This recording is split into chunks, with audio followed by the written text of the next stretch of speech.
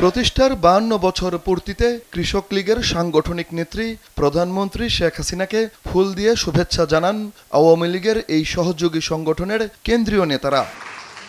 শুক্রবার সকালে গণভবনে শুভেচ্ছা বিনিময় শেষে শেখ হাসিনা 2001-এর নির্বাচন পরবর্তী বিএনপি জামাত জোটের সহিংসতার চিত্র তুলে ধরেন।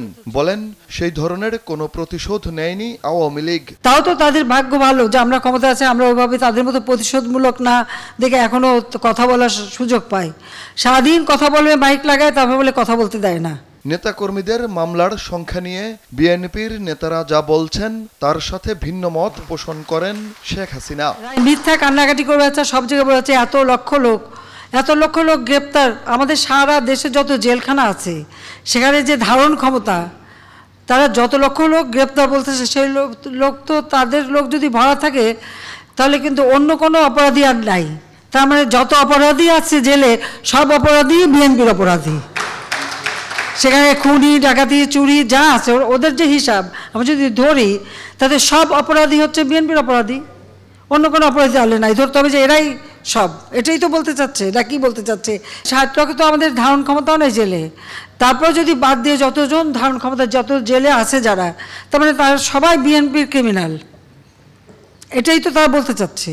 তার মানে বাংলাদেশের যত অপরাধ, সে অপরাধের সবই করে বিএনপি। প্রধানমন্ত্রী জানান, বিএনপির নেতাকর্মীদের বিরুদ্ধে কোনো মামলাই রাজনৈতিক মামলা নয়। আজকে তাদের সব জায়গায় কান্নাকাটি কি আমাদের বিরুদ্ধে মামলা। তোদের জিজ্ঞেস করতে হয় যে মামলাগুলি কিসের মামলা? ওদের মধ্যে কোনো মামলা তো পলিটিক্যাল মামলা না, প্রত্যেকটা মামলা হচ্ছে অগ্নিসন্ত্রাসের মামলা। তারা মানুষ হত্যা করেছে আগুন দিয়ে। এই তো 28 অক্টোবর যে ঘটনা তারা ঘটালো, এই নির্বাচন ঠেকাতে যে রেলে আগুন দিয়ে যে মা শিশুকে পুড়িয়ে মারলো, তো যারা এগুলি করবে তাদের বিরুদ্ধে মামলা হবে না? তাদেরকে কি মানুষ পূজা করবে? তবে এই মামলাগুলি আরও দ্রুত শেষ করে এগুলির শাস্তিগুলি আরও দিয়ে দেওয়া উচিত, তাহলে এই কান্নাকাটি কমতে পারবে। এ সময় কৃষি উৎপাদন ব্যবস্থা সমবায় ভিত্তিক করার পরামর্শ দেন সরকার প্রধান।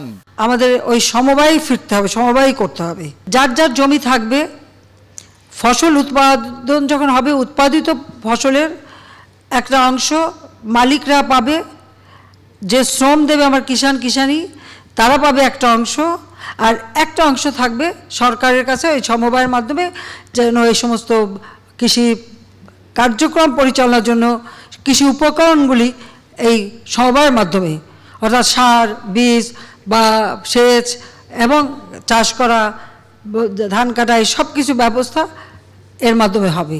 বিশ্বের নানা প্রান্তে চলছে যুদ্ধ, এজন্য নিজেদের খাদ্য উৎপাদন বাড়ানোর তাগিদ দিলেন প্রধানমন্ত্রী। বলেন, পরনির্ভরশীলতা কমিয়ে হতে হবে সাশ্রয়ী। আমাদের উৎপাদন বাড়াতে হবে, আপৎকালীন সময় মজুদ রক্ষা করতে হবে, সাশ্রয়ী হতে হবে। জয় যাদব, দেশ টিভি, ঢাকা।